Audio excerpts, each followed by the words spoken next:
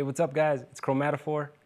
We're here, different place, different scenery, but we're gonna be doing something a little interesting. So I got a guitar in my hands, obviously, and what I'm gonna be doing is I'm gonna be recording a guitar progression. So something that I made at home, I just invented, I was playing, and I liked it. So I was like, it's a good opportunity to record this and make a beat from it. And that's what I'm gonna be doing with you. So I'm gonna record this progression, and the guitar is linked up to that interface that I told you guys about on episode 1. It is linked up and it's gonna register all the frequencies and record all the frequencies, meaning the progression, right? I'm just gonna record it. After that, what I'll do is I'll take you into the program, into the DAW machine, and I will show you what to do and how to manipulate it so we can make a beat from it, okay?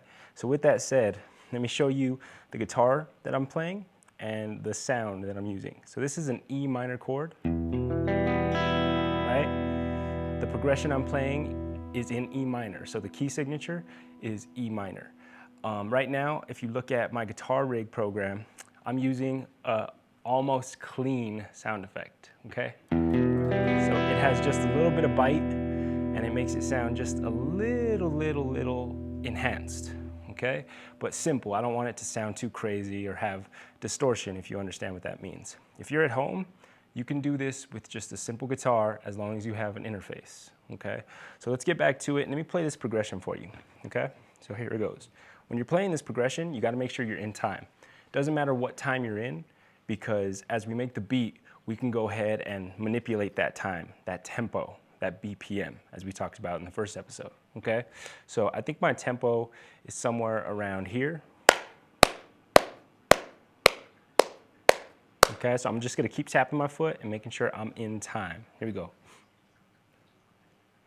1, 2, 3, 4.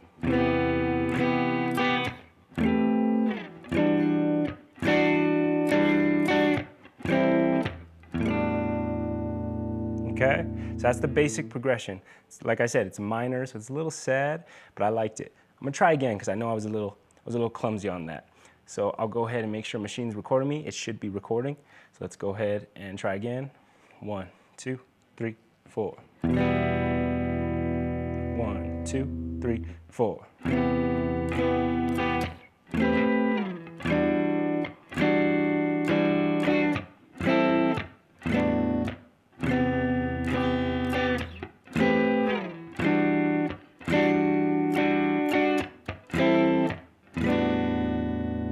Okay, and when you're doing this, you want to be as precise as possible. That second time around, I was a little messed up. It sounded a little rusty, but that's okay. I will show you what we'll do with this guitar, and I'll show you what we'll do with that progression here in the next segment. So check it out.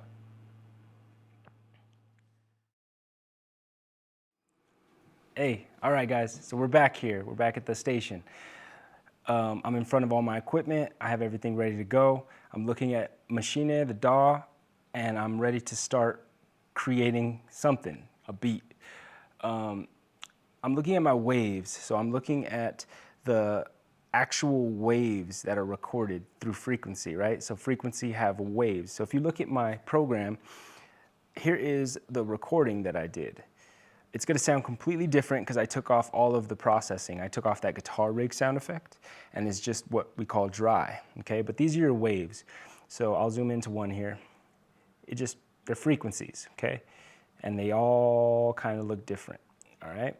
So what I did as well is on the controller, I just duplicated each one of these takes, okay? So I just duplicated it 8 times because I'm gonna go ahead and use each pad to record each individual chord, okay? I know that sounds a little confusing, but I'll explain that in a second. So let's just hear this progression. Here we go.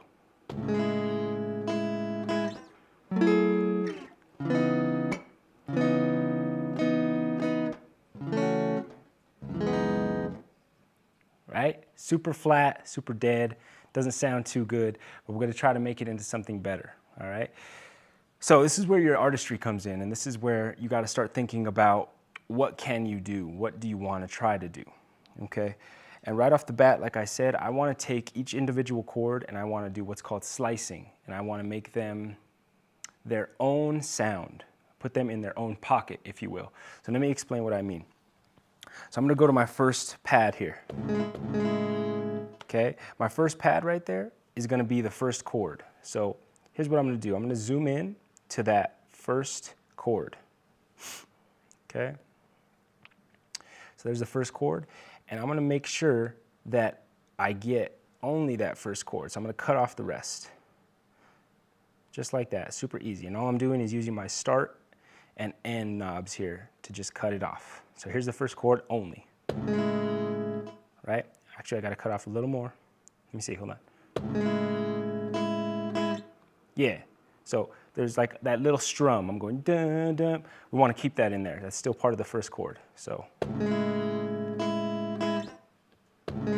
Okay, that's good. That's all I wanna do with that first pad. Let's move on to the next chord. So I'm gonna go to the next pad, which has all of my chords. But instead of playing the first chord, we're gonna go to the second chord. So I'm gonna zoom in so I can make sure I know exactly where I wanna start it. Okay. There's the second chord, but let me truncate or cut off the rest. So there's just the second chord now. Okay, so first chord, second chord. Okay, let's do the rest. So now I'm just gonna do the rest, and I'm not gonna explain too much. I'm just gonna go ahead and do it. So here's my third chord.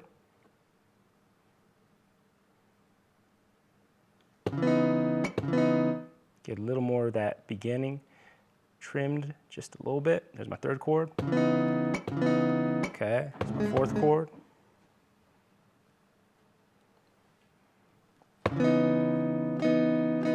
Once again, you wanna keep that strum pattern. You don't wanna cut that off. I think that's about right. That looks good. Let's do the last ones. We only got 2 more. I know I did 8, but we're only gonna do 6, it looks like. So that looks good. Okay. Now when you're doing this, you wanna make sure that you don't cut off any of your transient. The transient is the biggest part of your wave. So if you look at the wave right here, there's that big wave. You don't wanna trim off the beginning or even the transient. So if I play it now, sorry, wrong pad. Sounds completely different, right? Versus. And you also don't want to do too much. See how there's like too much space? You want to find that perfect balance. So it's all about taste and using your ear. Okay, and then let's just do that last chord.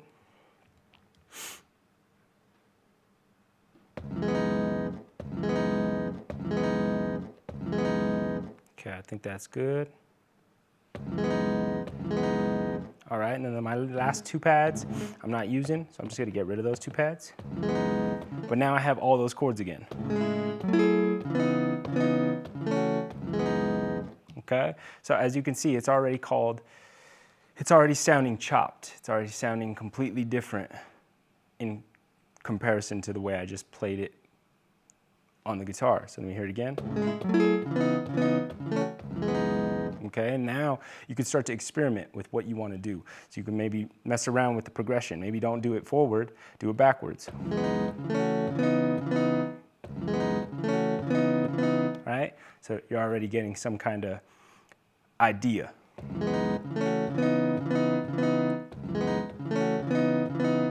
So I could take it there, and this is where you kind of want to cement an idea. You want to be concrete about what you're thinking.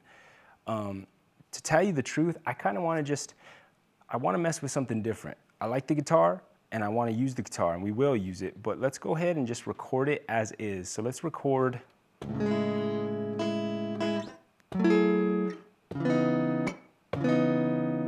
Just like I played it.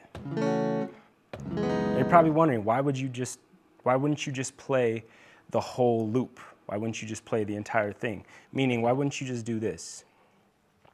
Like we started. Right? I could, but what I would have to do was change my tempo in the program. And I would make sure that the tempo is perfectly matched with this. Okay? It's possible and it's doable, but it takes some tinkering. Instead, what I'll do is I'll just use what I chopped here, all the chords, and instead of the program listening to me, I'll listen to the program. So instead of me worrying about the program not catching it in time perfectly, I'll catch it in time perfectly with the program, meaning this. So let me go ahead and start recording. So here we go. Here's all my pads right here in Machine. This is pad 1. And when I touch it, you'll see we got some level here, right? So instead of just holding it down and letting the guitar play, I can make it as precise as I want it because I'm controlling it with my fingers, right? I put in 97 BPM, so let me hear what that sounds like. Okay, so it's kind of slow. 1, 2, 3, 4, 1, 2, and then you would just play it on top.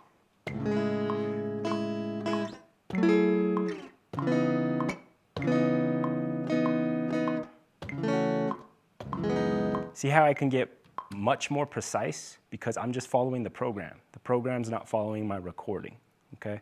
So to me, that makes it easier. Sometimes you want to do it the opposite way and you want to just push play on your recording, especially if it's golden and it sounds beautiful, okay? Let's go ahead and record that.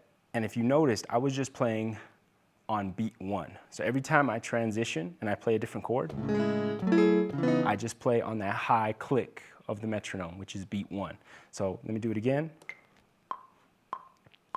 2, 3, 4, 1, 2, 3, 4, 1, 2, 3, 4, 1, 2, 3, 4. Okay, so yeah, it's 1 and 3. It's half notes. It's like 1 and 3.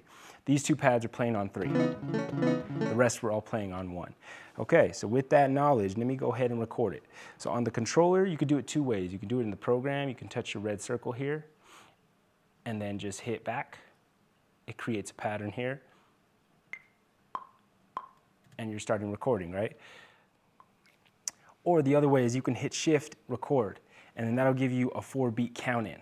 So you'll get those clicks, 1, 2, 3, 4, then it will let you start recording. You'll listen to everything you record. So let's do that. 1, 2, 3, 4.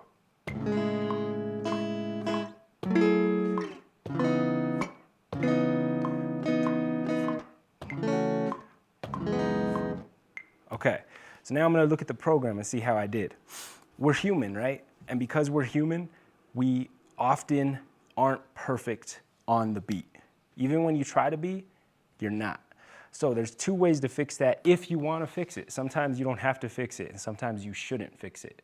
Sometimes that little human feel is way better than anything that a machine can give you, okay? But if I look at it, so here's my first chord. I'm playing on beat 1. Let me just hear it. Okay, now if I look at my next chord's off the beat. So here's beat 1. And you see how it's off the beat? For now, what I'm gonna teach you guys is I'm gonna teach you how to quantize, okay? And quantizing just means you're putting your notation, so these are my notes, right? You're putting them on the beat or the interval exactly where you want it, precisely, like a robot. It's just gonna do the job perfect every time, okay? Now you could do it manually by hand, and you could just grab it and drag it, okay? And right here I could change my grid, okay? So that these lines in the back are a little easier to manipulate. See how now I'm doing 1/8 notes, okay? So you could do it manually like that, or you can highlight all of them and hit quantize on the pads, okay? And I'm sure there's a shortcut on the keyboards, but you hit quantize, and if you saw that, everything popped into uniform. It popped exactly on the beat 1 and 3 where you wanted it to play. Okay, so now that it's quantized, everything's gonna be perfectly in time. So let me hear it.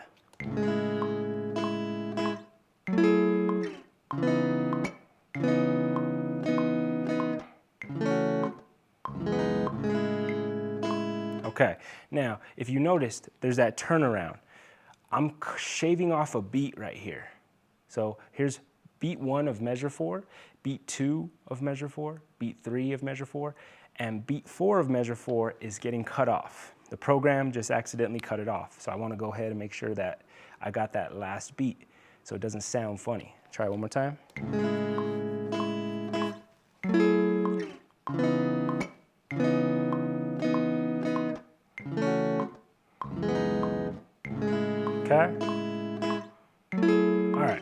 So that sounds good to me.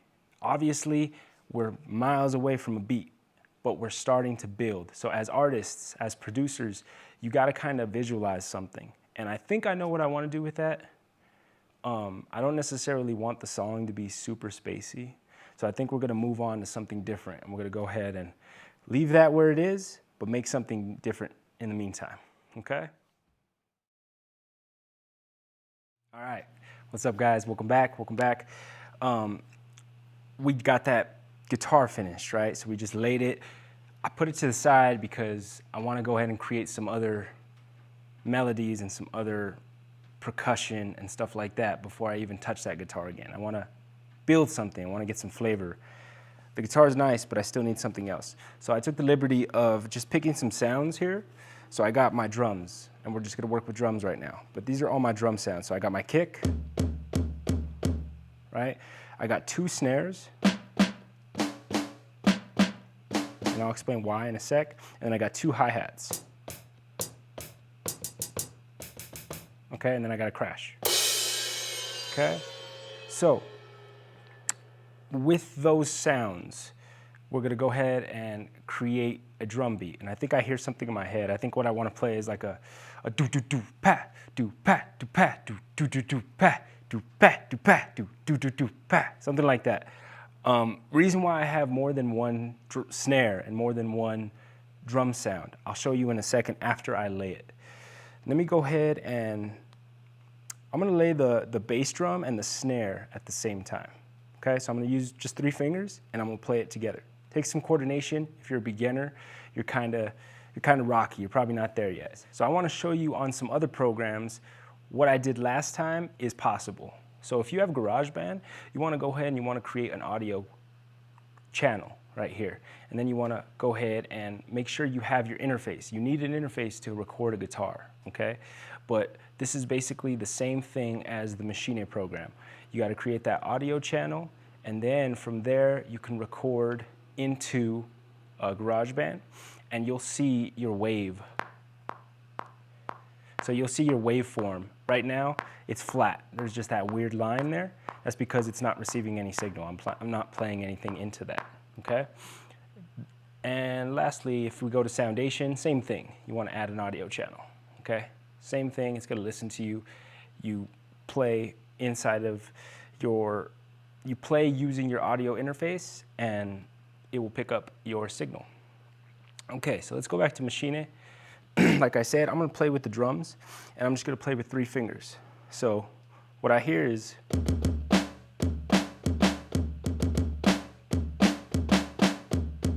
right, something like that.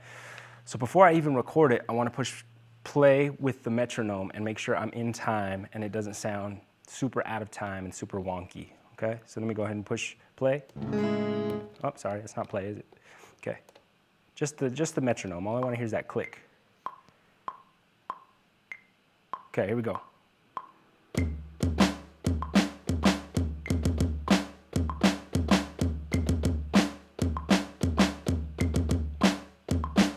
Okay, I'm gonna do it at a time just for the fun of it. Engineer guys, don't hate me, okay?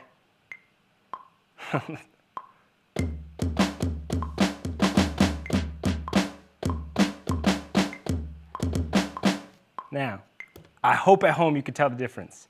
I'm sorry, engineer guys, I'm sorry. I hope at home you could tell the difference. Let me do it again, and let me go ahead and do it with the click track and make it as precise as I can. If I like it quantized, if I want to make it super robotic and like perfect, I'll quantize it like I showed you before. So let's go ahead and give it a shot. Hit record, get that 4-beat count in. 1, 2, 3, 4.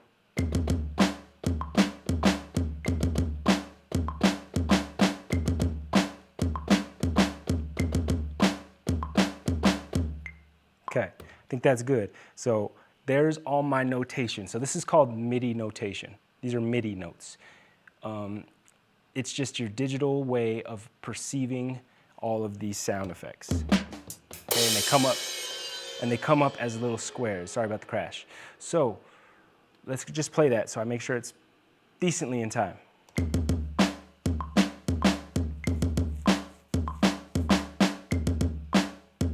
Okay. So it's not bad. What I want to do is I just want to quantize it a little bit. So I'm going to go ahead and quantize it, but I want to do it with different intervals. So I'm going to go ahead and try 16. And as you can see, my grid in the back, there's a lot more lines that appear, okay? I think this will work. I don't think it's going to mess up the feel of this that much. So I'm going to highlight everything, and I'm just going to hit quantize.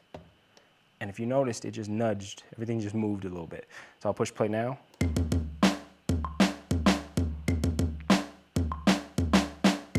It's just cleaner, right?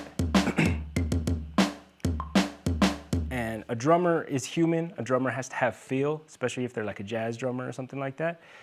But right now, I just need it to be locked in. I need it to sound good. Maybe I'll add some swing in the future, and I'll explain what that is later. Moving on, let's go ahead and get to hi-hats. So I have my hi-hats. This way, I'm just gonna cheat. I'm gonna do what I did in the first episode and use note repeat. So I'm just gonna hold down note repeat, and I'm gonna touch the two pads at the same time.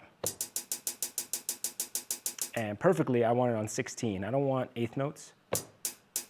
1 and 2 and 3 and 4 and 1 and 2 and 3. And that's a little too slow. We want to do 16, which was 1 and E, 2 and E, 3 and E, 4 and E. Here goes. Sorry, I said that wrong. 1 E and a 2 E and a 3 E and a 4 E. Okay, so let's hit record.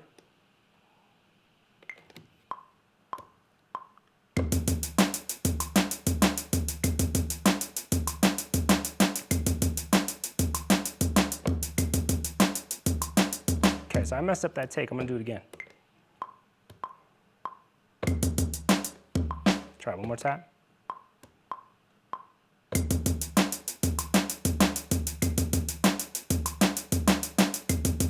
I could take a nap. I can go ahead and text someone if I want to text someone. All right, we're good. So now I got everything I need. I got some hi-hats, I got some bass drum, and I got some snare drum. Most of the time, I duplicate the snare drum too, and I put a different snare, just so it gives it a different flavor. But I like this snare. It's pretty dry, it's in your face. I'm gonna show you what it sounds like if I take away one of the hi-hats and one of the snares, how dead and how lifeless it kind of gets. I'm just gonna get rid of this one and get rid of this one. Now check it out. Right? It just sounds, it doesn't sound as full, okay? And part of it can be a gain thing, but I'm listening to the sound effects. So I'm listening to how the sound effects work. Let's do the flip. So let's do this one and this one. Totally different, right? I actually kind of like that one. That one sounds pretty cool. But maybe we'll use that later. Here's everything.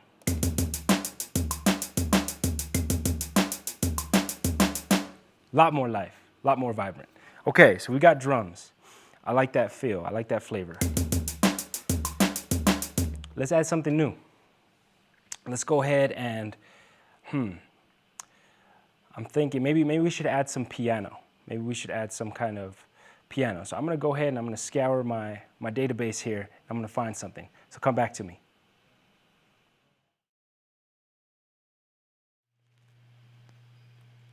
All right, guys, so we're back. We got the guitar loop on A, right? We got the drums on B, and then I just picked a bass, okay? So this is called bass F sharp Sylvia, and I think that typically it's F sharp, it's in an F sharp key, but you can manipulate that and you can play it in any one of those keys that I talked about in the past, okay? So we have the drums. Let me play them real quick.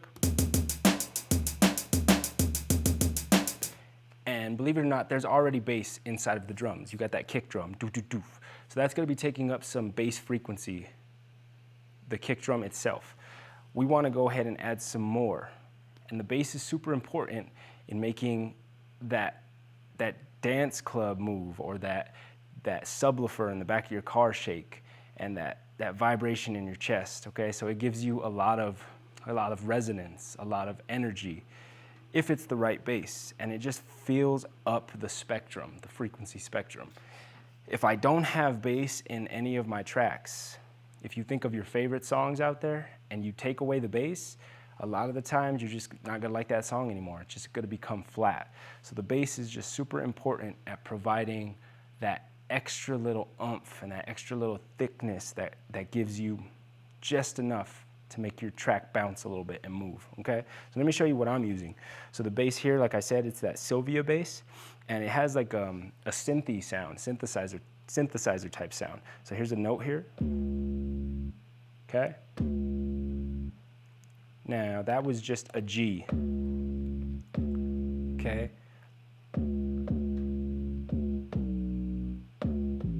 Okay, let me just find my notes.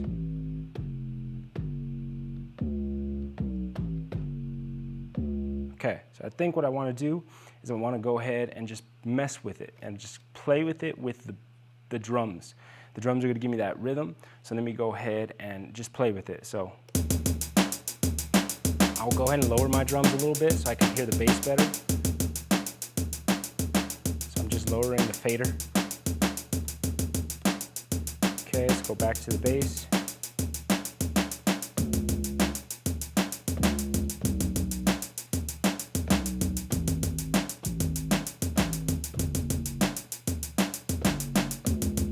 Okay, so I think you get the idea, right? It's just kind of thumpy, boom, do pa, boom, boom, do pa, boom, boom. Okay, I think that's a good little flavorful bass. So I'm just gonna simply record that. Here we go.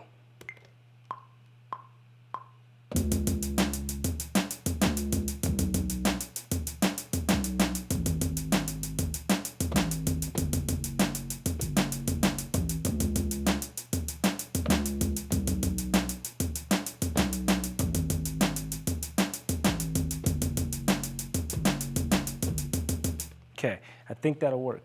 Now, sadly, my grid here was a little low, so you couldn't see me do it real time, but there it all is. Let's play it one more time.